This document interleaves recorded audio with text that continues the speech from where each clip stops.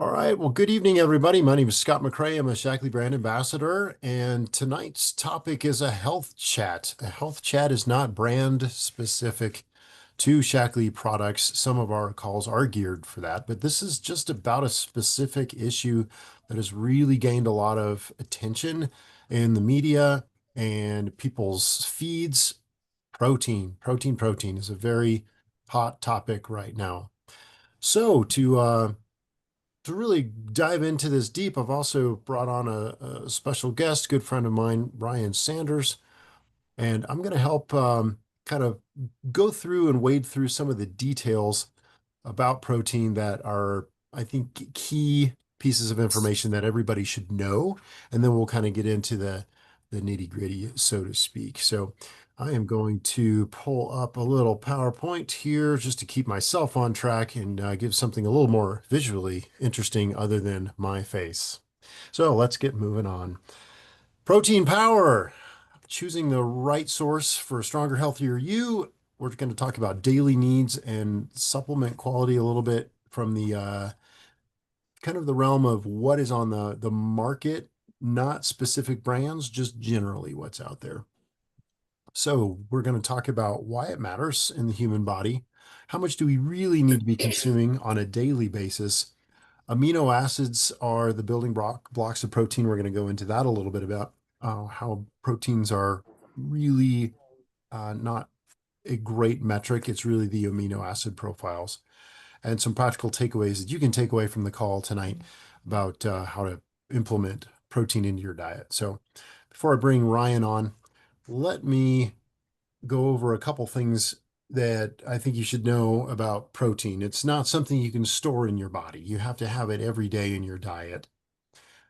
These are some things that it does, but let's flip this around and just say if you're not getting enough protein, you are not going to have the hormones that regulate healthy blood sugar and mood.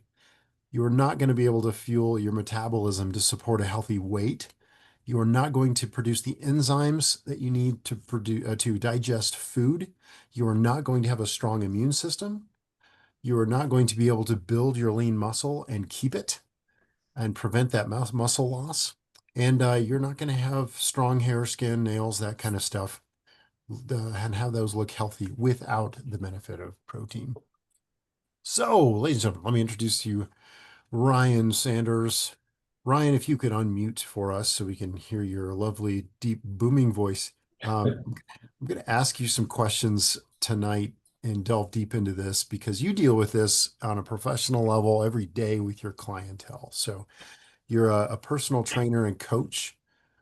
Could you tell us a little bit about your credentials and your kind of history, how engineering brought you into engineering of the human body? Yeah, definitely. Thanks, Scott, for having me on this topic. If you guys have heard me talk about it before, I'm very passionate about the particular topic, not because I'm a super nerd on protein or anything like that, but more so just how important it is. Also, that photo makes me believe that I need a haircut.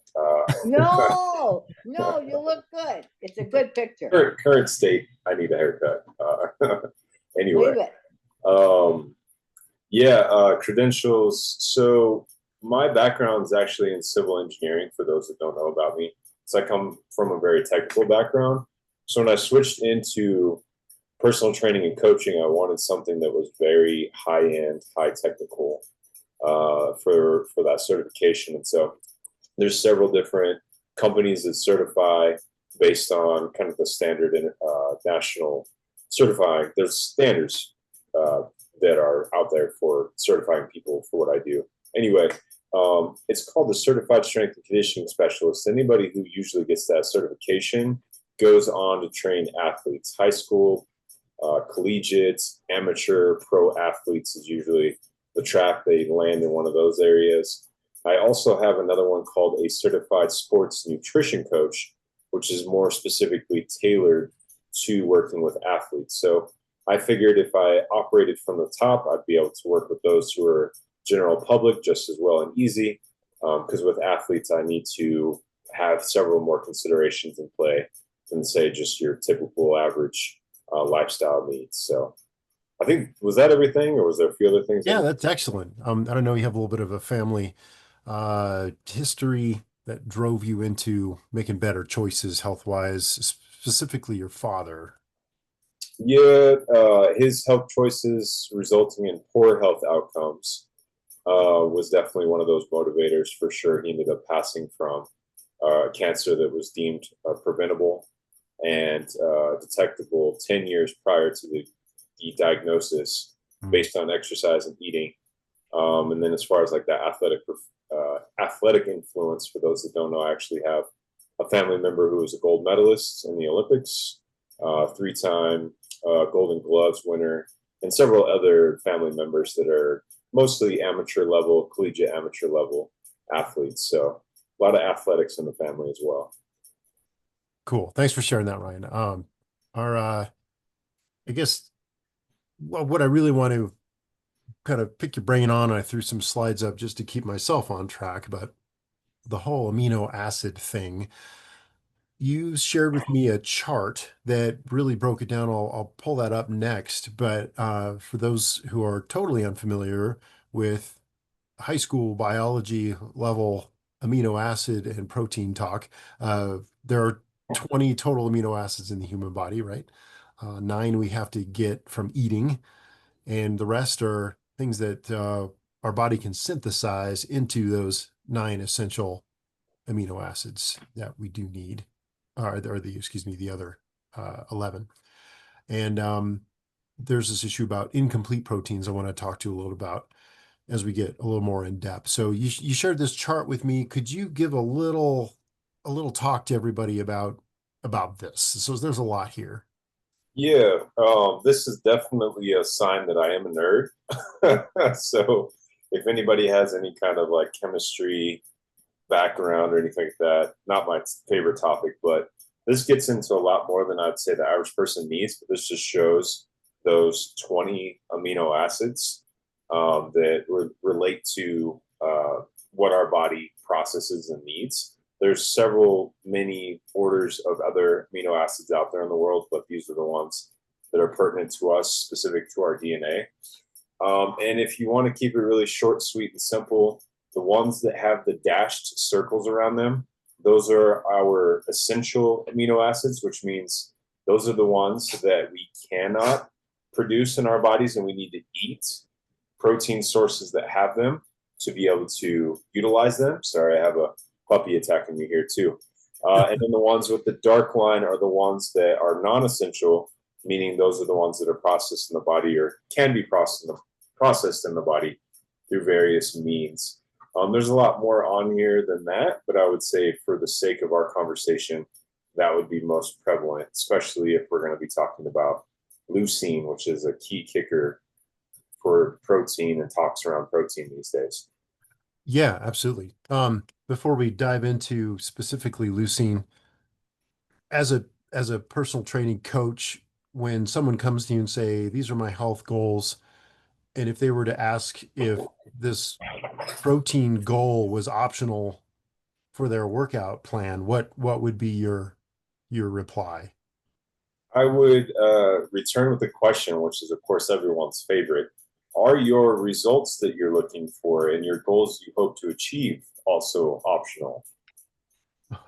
Very specifically, because without protein, you're going to be having a very hard time achieving what it is that you're looking to achieve. And several different scenarios come to mind, but for sake of time, I'll just keep it to that. Yeah, sounds great. Let me advance down to the next slide. There's a lot of discussion going around about how much per day. The stats that I have heard from our latest Shackley conference that I was at, where Dr. Gabriel Lyons spoke, was talking about some of these numbers. The 0.8 grams per kilogram or per pound of body weight.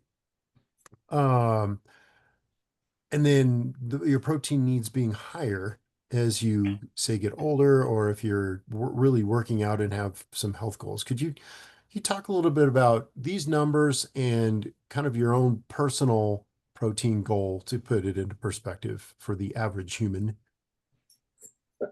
Yeah. So yeah, that recommendation there is 0.8 grams per kilogram of body weight. And so if you do the quick math, it ends up being 0.36 grams per pound of body weight. A lot of coaches like to go right to ideal. So if you're not operating in your ideal weight, then you would actually create that equation based on where you would like to be. And there's variances there depending on your situation, where you're at. But yeah, as Dr. Gabrielle Lyons said, that was based on the bare minimum, or what we call the RDA, the recommended daily allowance. And that is not optimal by any means at all. It is very simply, the word you put there is perfect minimum. That is just to keep the lights on. That would be if you're sedentary, not active, not aging, not pregnant or breastfeeding, or all the other standards that came with that initial RDA. It was minimum plus, if you are these things, then you need more protein. And so, a common one would be if you're active, and that could include even aiming for 7 to 10,000 steps a day, which is pretty common for a lot of people who want to improve their health. There's going to need to be some more protein associated with that recommendation. Got it. So for yourself, you obviously you've got some health goals, working out a lot. Tell us about kind of what your target is on a daily basis. Yeah, my ideal body weight is 225 for various reasons. I think I'm at like 237 right now, roughly. But that would mean then that if we go to the truly recommended, more optimal range, I see you have that there in per kilograms, 1.2 to 2. So that would be 100 kilos for me. That would put me at 120 to 200 grams of protein a day. My actual goal is 210 to 225. I like to go based off of 0.8 grams to 1 gram per pound of body weight versus kilogram of body weight. And that would sustain for many different reasons.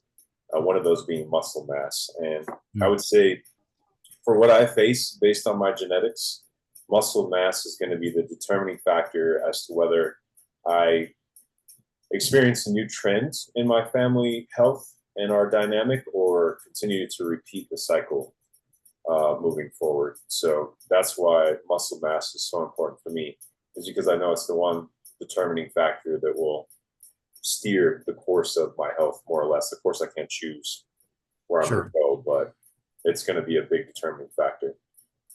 Right. Great. Thank you for that. You and I talked earlier a little bit about where the protein is coming from in your daily routines. A lot of people might be under the misnomer that they can just go down to Costco and buy a $10 40-pound canister of whey protein and just do that all day long. Do you want to talk a little bit about that? Yeah, definitely. So generally when I get into the numbers, and if any of you, has anybody calculated their numbers since we've been talking? Just out of curiosity, quick raise of hands. Yeah. Does anybody already know their number? In fact, before we do that, let's clarify, what is the conversion to pounds to kilograms, being in the United States? 1 pound is, well, let me do it this way, because it's 1 and 2.2. So it's 2.2 pounds is 1 kilogram. Okay. So if you guys want to do it based on pounds, you could go 0.8 grams times your body weight, your ideal body weight, and that'll give you your number. I'm just curious if anybody had plugged it in yet, because I was going to speak to that. But let's say the RDA, the 0.36 grams per pound, so that's pretty much 36 grams of protein per 100 pounds of body weight. That's a serving and a third of chicken breast would get you there. And that's literally all you would eat. And yeah, Stefan dropped a converter tool. It's nice. There you go. So if you guys want to use that link in the chat, that's a great way to go. But yeah, literally like a serving and a third of chicken would be all you would eat in a day. Does that sound like that's enough for any given person? No, Head's no, going like this. definitely not. So no, definitely not. So that number actually needs to be 0.8 grams per pound of body weight, up to 1 if you just want to choose the lower side of that for kicks and giggles. I was just going to give an example. Let's say your number is hitting at 120 grams protein a day for your amount that you need to eat. Oftentimes with the liquid-based or proteins, they don't stick as well as the let's say chicken, beef, fish, etc., because the body doesn't have to break it down as much. Like we don't have to chew our liquid protein, right? We don't have to do as much in the digestion process, so it doesn't stick as well as, let's say, eating a chicken breast or a piece of steak or something along the lines. So that being said, generally what I recommend to my clients is to do no more than half. So in the case of my example, no more than 60 grams of protein in liquid form throughout the day, meaning you need to do at least half of that in protein you chew. Now, I prefer that they would do more, but, in the case of a busy schedule, family, all the other things that can, pull and tug on their schedule, we do the best we can with convenience as well. In relation to what's up on the screen here, it was interesting to me that the 9 essential amino acids are present in animal sources and some plant sources, but not necessarily in some of the things that a lot of people feel that they're getting all their protein from, especially on the plant side of things. I was really interested in that. And the way we get around that, obviously, is to mix and match and have a well mixed up diet of different protein sources throughout the day. I don't know if you have anything that you'd like to talk to on that account, or ready to move on. Yeah, I could say a couple of things really brief, just specifically on the context of I see that nuts and seeds are in there. Of course, peanuts aren't a part of that, but and then you don't necessarily need to raise hands, but I know a lot of people believe that peanut butter is a source of protein. It is, in fact, actually more a source of fat, fiber, and carbs more so than it is protein based. Now, if you're looking in the world, and this will kind of segue me to number 2, there is protein in there, but it also has a lot of fat content and calorie load to it. A lot of my vegetarian and vegans, when you look at that bottom corner of your chart there, often play in that world. They don't find themselves over on the left, either due to taste or misconceptions around soy. Perhaps there's a lot of misconceptions around soya, unfortunately, that can prevent people from eating those plant sources. But in that context, you would do very well if you're only eating vegetarian or vegan to try to split your time between both, because obviously you also get your fats, your healthy fats, and your carbs from the bottom right as well. So that's one thing that I find that I come up against in what I'm looking at here. Okay.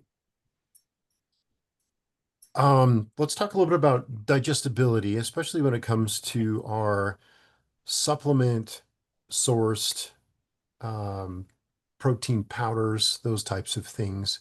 A lot of different blends that are out there.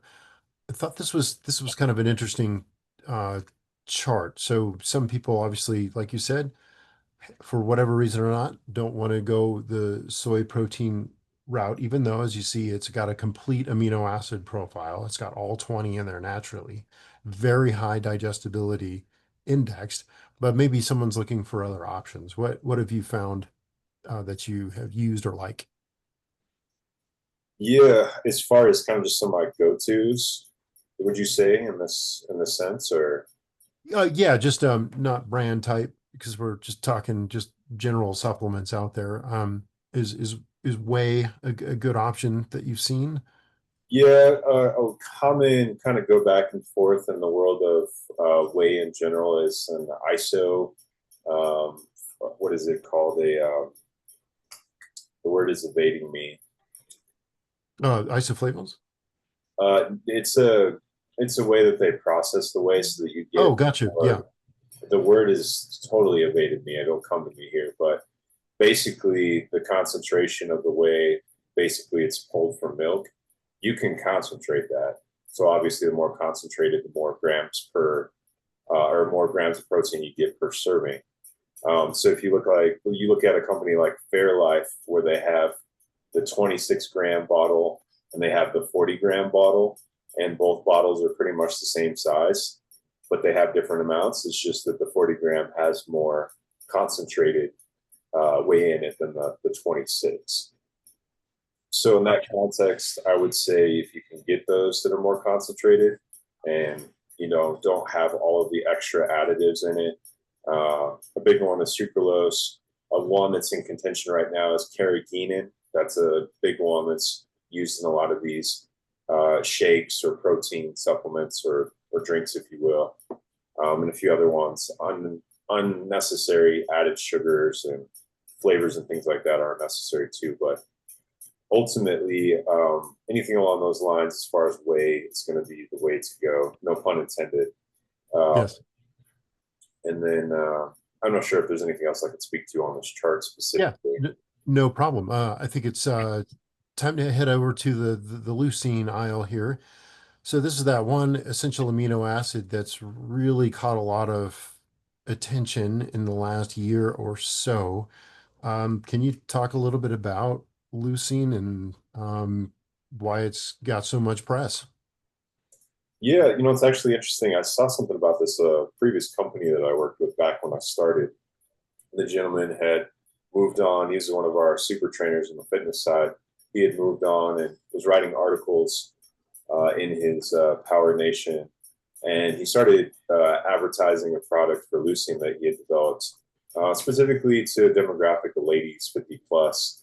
It's a demographic that is known to lose muscle tissue quickly, also deal with osteoporosis as well, and due to various reasons that demographic experiences and results in muscle loss. But he was talking about leucine and how it maintained and also helped build muscle, and he was speaking to it in a way that was a lot simpler than he had ever experienced before.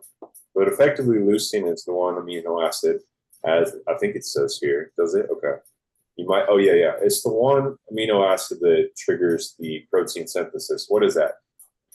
Protein, when it enters the body, it has multiple functions. One of those things is to break down into amino acids, go to the muscle fibers and repair them. When we use our body, when we exert our body against forces that we're not used to, it will degrade those or tear those muscle fibers, not completely, but break them down enough that they need to be recovered, aka soreness. And so the muscle helps target, or it helps to take that protein and do that process. So having enough leucine in the mix really helps with that. Otherwise, you may not be getting the most out of your protein, whatever it is. Excellent. I will add just one little side note, just based on my Shaklee experience, that this is the one amino acid that converts your body's mechanisms to start burning fat first as a fuel source instead of muscle tissue first. When you're in a famine response and you're dieting, having enough leucine in your body will help you keep your muscle mass intact and start burning the fat. And we're going to get into some of the Shaklee supplements in about 3 weeks. We have a special webinar to address all this stuff we just talked about, specifically through Shaklee protein supplements. So if you'd like to save the date, Ryan will be hosting this on Monday, September 15th, same time, 7 p.m. And we're going to have a good overview of the What's New newsletter. This is a mailer that many people receive from their Shaklee representatives in the mail usually, and sometimes we don't get a chance to read it. So it's kind of nice to have somebody walk you through it on the webinar and give you a platform where you can ask questions about some of this stuff. Of course, we're going to be talking about that new Shaklee sparkling protein that is coming out. That is that super concentrated whey protein of 40 grams of delivery in one can. And of course, our Life Shake and some of the other protein things out there. So set your calendars if you'd like to join us for that.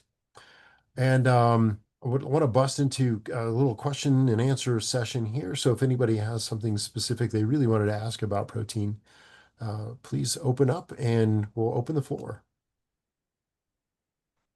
So Ryan, can you hear me? I know you Yes. can't see me, but so when you're training people that are doing like competition bodybuilding, then what range of protein do you recommend for them? The higher end, that much higher end, like 2.2 grams per kilogram of body weight?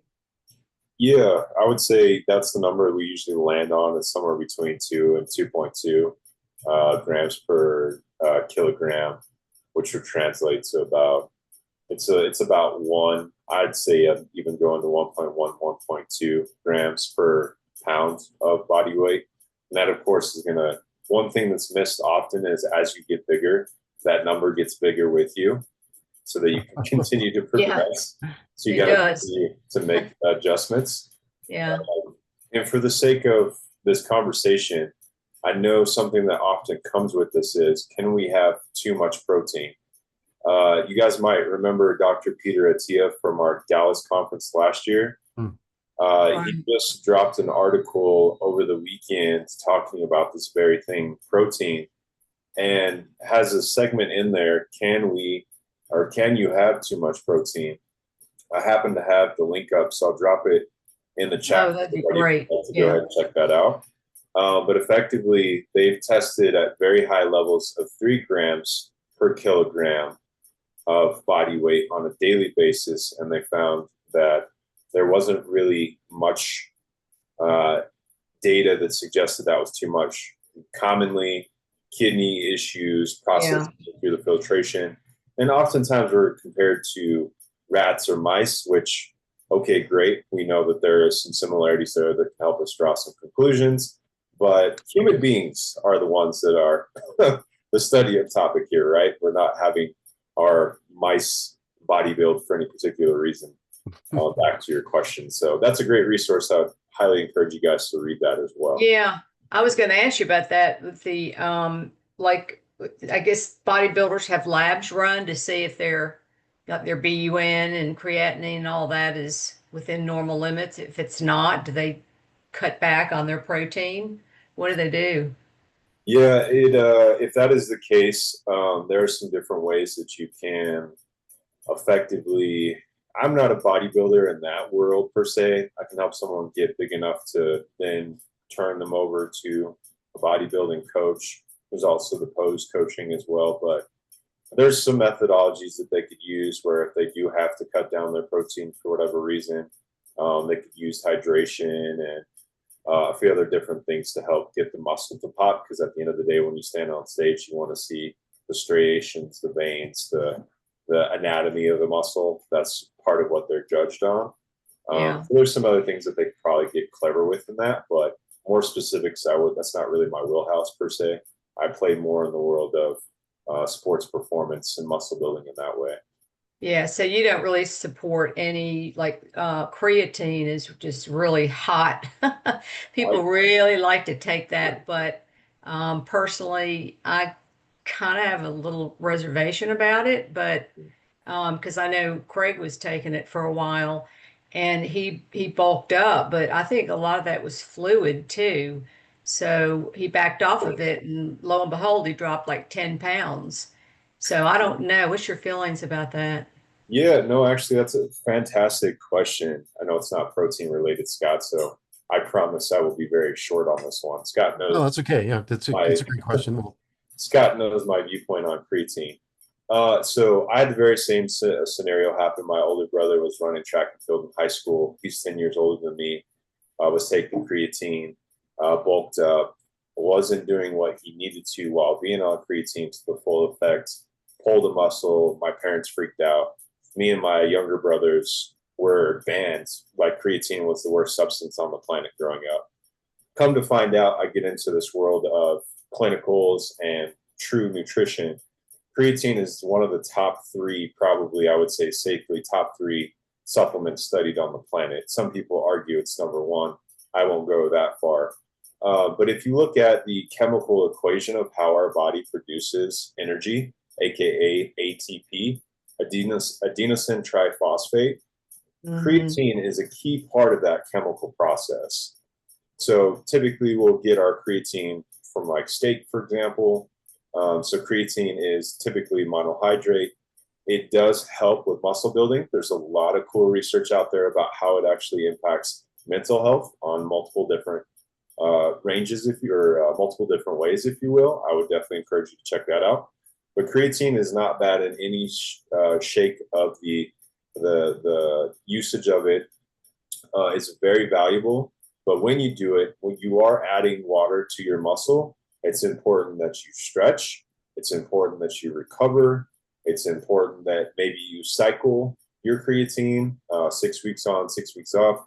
There's studies that show that doesn't necessarily need to be the case, but if that is giving you some trouble, you can cycle it, you can cut it back.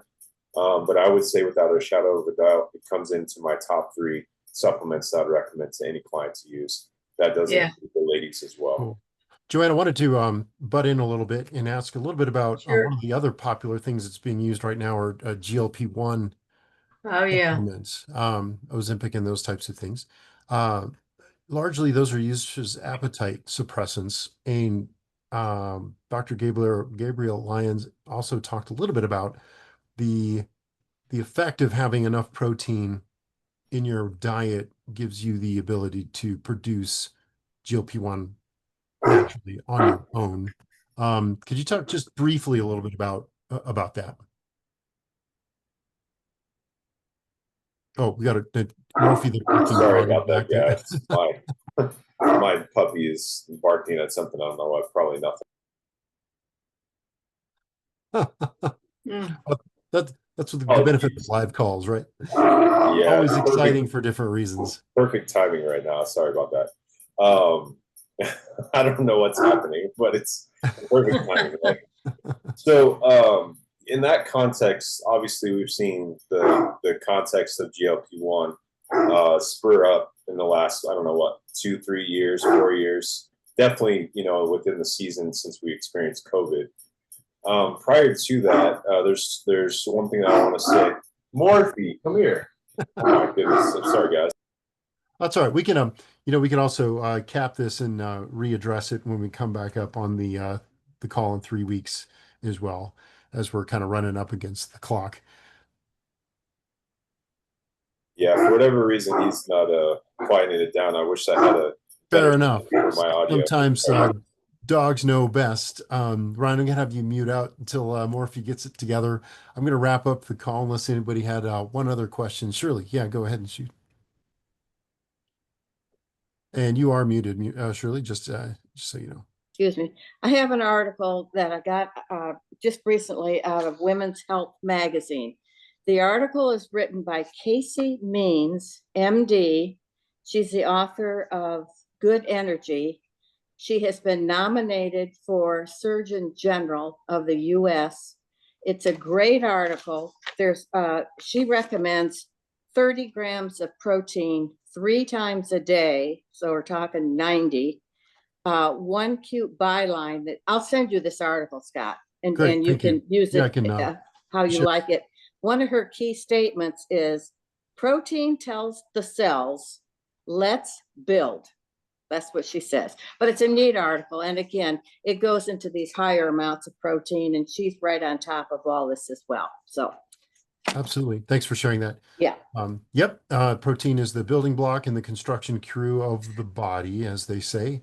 In fact, the interferon proteins that were so well studied by Dr. Yoshiko Kojima, that really was one of the world's foremost immunologists on immune study and how we essentially can detect these things in our body are all made up of protein. They're 100% protein made. So having the protein basis is super important. It's also great for weight loss because it helps with satiety, and a lot of people that are not, I'm hungry, they're not getting enough protein. So that's also a key to weight loss. I'm not really in favor of the GLP-1 injections, except if it's someone that's diabetic and really needs to have their blood sugars controlled. I did some telehealth medicine for recently, up until recently, with people that were on it, and it just like killed their appetite completely. And we were trying to get them to eat and to get the at least 100 grams of protein a day. And it was tough because they didn't have an appetite. So that's not good either. Yeah. You Yeah. know, And if you it's can really see, hard to get these people to eat. Ryan is emphatically shaking his head that protein is the thing that gives you uh, the Satiety. Yeah. satiety of eating, so that you're not going through hunger pains and that type of thing. Hmm. Regulating your blood sugar properly, protein is super important for that. Yeah, Awesome. that's where I was going to jump in before my dog popped in. Sorry about that, guys. Before GLP-1s, long story short, we focused on getting in enough protein so that you would be, use the keyword perfectly, Joanne, satiated, meaning filled up. You'd have adequate food in your stomach, if you will, to feel full. There's a few other things in that equation, but spot on there. Yeah. Thank you. Perfect. Well, folks, I promised a short call, and we've already gone on long enough. There's so much to talk about this topic. We're going to be hitting Shackley Solutions here in 3 weeks on that call Monday. So if you didn't get that information, here it is one last time. Come join us for that call on Monday, September 15th. So hopefully we'll see you then. Thank you for joining us tonight. Great call. Great You call. betcha. Thanks, Ryan. Thank Scott, you. Thank you. Scott, Yeah, Lorraine. Stefan had a question. He had his hand up. Oh, sorry, Stefan. Yep, you did have your Yeah, hand. I'm My I'm bad. used to Scott overlooking me, you know. Ah. Yeah, he overlooks a lot of people.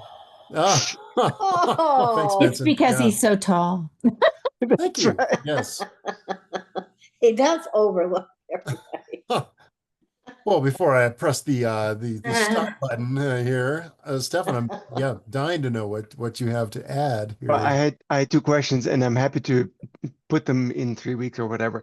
But because Ryan is a nerd, maybe he can explain that to me. So I'm an AI nerd, and so there's this name Demis Hassabis, who is the CEO of the AI division in Google, and he won last year the Nobel Prize in Chemistry for groundbreaking work. I'm reading off here, groundbreaking work on protein structure prediction using AI. And I'm like, I thought protein is like a fixed thing. So what are they talking about? Now, I don't want to study all that. I just want to understand, is there any relevance for us in daily living and all that kind of stuff? And maybe that question takes us too far away, then I have no problem getting the answer some other time, because Sure. I have another question that is actually more important to me. And that is, Yeah. The I'll first one just might be fire out of them my off. pay grade. Okay, good. Well, that's why you have Ryan here. That's right. And then the second question is, I sometimes have the impression that so after that, I forgot who he was. Scott, you will remember the gentleman with the Dutch name who was here a few months ago, and he was talking about how much protein he eats every morning. And so I had a phase where for a few weeks, I would eat a lot of protein, like have protein shakes in the morning. And I gained weight like crazy. Mhm. So, I'm wondering, am I doing something wrong? Am I taking the wrong protein? It was all Shaklee, but I know that there's different Shaklees, different Yeah. shakes. Yep. Yeah, absolutely. So- Tell me about your what was your workout routine during that time when you added the protein to your diet? Working out? Me? Were you typing faster than normal? Exactly. Adjusting your office chair a little more than normal? Throwing the ball for the dog a little bit more. Okay, increasing your coffee cup curls. Yeah, I think from Ryan's perspective, looking at the ratios of protein to workout activity has a Okay. lot to do with the muscle mass and how you store those extra calories, because protein is a very dense calorie source. Yep. Yeah, I know some practitioners would probably throw their head through a wall hearing this, but I think it's the reality. Calories in, calories out. So although we don't store protein for tomorrow, like Scott said earlier, the excess protein can convert to other resources, or fat in this case, and so you can effectively gain weight that way. And so if you're not utilizing that to get into that protein synthesis we were talking about before, aka what keeps the muscle rebuilding, then it'll turn into energy storage, which is simply fat. So I need all the protein that we talked about earlier. I need those, what did you say, 150 to 185 grams of protein. But then if I don't exercise, It's not worth it. You can cut, well, see, again, it's energy in, energy out. So let's say you're eating 1,500 calories, and then you add those additional grams of protein, and now you're at, I don't know, let's say 1,600. That's really not a lot of calories, but you do that over time and you have the same activity, you're going to add that 100 calories day after day after day. And after so many days, now you have that in pounds of fat, in this case, stored to the body. So yes, you do want to have some activity. Right now, for example, I'm doing a pilot where I'm just showing what can happen if you focus on walking and getting the recommended amount of protein in each day and see the effects you can get. You guys should talk to James in your chapter. He mentioned something to me that stood out as, I'm already seeing a difference. I've only been doing it for like 2 weeks. So it doesn't take long for the body to shift just walking and protein levels. Yep. But there has to be some kind of activity to be able to utilize that protein. Otherwise, it's just going to be extra calories. Absolutely. Stefan, remind me, there was a study done with the Shaklee population with a placebo control group with a very light to moderate exercise routine done with our LifeShake product. And the results were literally, I was blown away at how people retained muscle mass, lost the fat inches, and just from really an increase of protein from that daily exercise. And I think it was 3 times a week. My memory doesn't serve me correctly, but it was 3 times a 3 week. times a week. Yeah. And that was published. That was a peer-reviewed study. So yeah, there's some resources out there that might be able to help you hone in how much protein, how much activity to get that ideal. Okay. Arnold Schwarzenegger bod you're after. That's right. All I'll right. be back. I'll be back, Scott. Love it. Awesome. Okay, well, did I can miss you say anything one else? sentence, Ryan, can you say one sentence to this Demis thing? I would need to know the context to it to be able to answer it. I may not be able to. It sounds like it's real high level, but if you want to chat offline about it more, I'm glad to. Sure. Excellent. Wow, great call, everybody. We had a lot of Yeah, good good stuff come out call. on this one. So it will be recorded, and if you have somebody who you'd like to share it with, please reach out. Okay, thank you. Thank Have a good night, you. all. Thank you. Thank Night, you. everybody. All right. Thanks, Good night. Ryan. Thanks, Scott. Pleasure. Good job, Ryan. Thanks, Scott. All right.